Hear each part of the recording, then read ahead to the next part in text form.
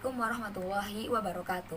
Perkenalkan, nama saya Anida Aulia Septiani dengan nomor induk mahasiswa 19081010764. Di sini saya dari kelompok 1 mata kuliah Micro Teaching kelas 6D. Nah, saya akan membahas materi mengenai pengertian pengelolaan kelas dan tujuan pengelolaan kelas.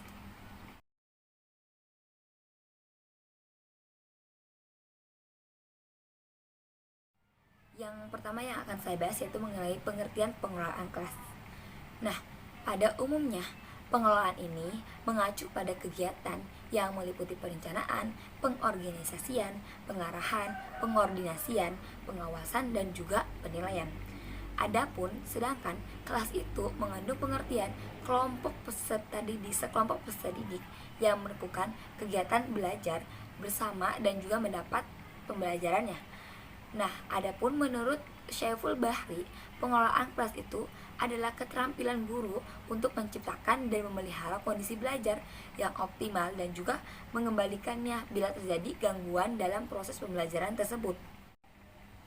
Nah, selanjutnya, menurut Burhanuddin, pengelolaan kelas ini adalah upaya yang dilakukan guru untuk menciptakan dan memelihara kondisi yang kondusif dan juga optimal bagi terselenggaranya kegiatan pembelajaran secara efektif dan juga efisien. Nah, jadi dapat disimpulkan bahwa pengelolaan kelas ini adalah upaya seorang guru yang meliputi kegiatan perencanaan, pengaturan, dan pengoptimalan berbagai sumber pembelajaran yang ada di kelas untuk menciptakan kegiatan belajar ini efektif dan berkualitas bagi peserta didik tersebut.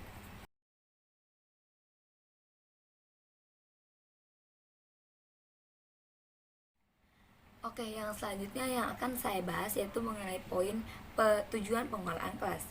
Nah, menurut Ahmad menyatakan bahwa ada beberapa tujuan pengelolaan kelas, yaitu yang pertama itu mewujudkan situasi kondisi kelas, baik itu sebagai lingkungan belajarnya, maupun sebagai kelompok belajar yang memang memungkinkan peserta didik itu untuk mengembangkan kemampuannya itu semaksimal mungkin. Nah, yang kedua yaitu tujuannya itu untuk menghilangkan berbagai hambatan yang dapat menghalangi terwujudnya interaksi pembelajarannya.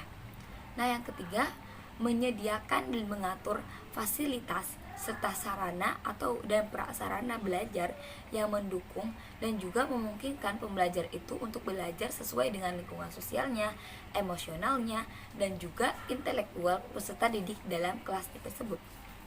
Nah, yang terakhir tujuannya itu untuk membimbing dan juga membimbing sesuai latar belakang sosial peserta didik, ekonomi peserta didik, budaya peserta didik, dan juga sifat-sifat peserta didik tersebut.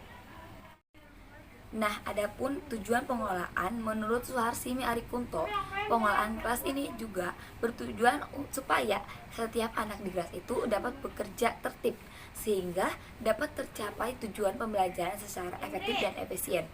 Nah, dari tujuan-tujuan di atas yang disebutkan tadi, dapat disimpulkan bahwa tujuan pengelolaan kelas ini untuk menciptakan kondisi belajar yang menyenangkan, menyediakan sarana dan prasarana untuk kegiatan pembelajarannya, sehingga pembelajaran itu menjadi optimal dan juga peserta didik itu dapat belajar lebih efektif dan juga efisien dan juga lebih berkualitas. Nah, pengelolaan kelas ini juga tidak hanya mencakup segi fisik saja seperti kayak ruang kelas dan fasilitasnya, tetapi juga dari segi emosional dan juga intelektual peserta didik. Oke, mungkin cukup sekian materi yang saya bahas mengenai pengertian pengelolaan kelas dan juga tujuan pengelolaan kelas. Kurang dan lebihnya mohon maaf. Wabillahi taufiq wal hidayah. Wassalamualaikum warahmatullahi wabarakatuh.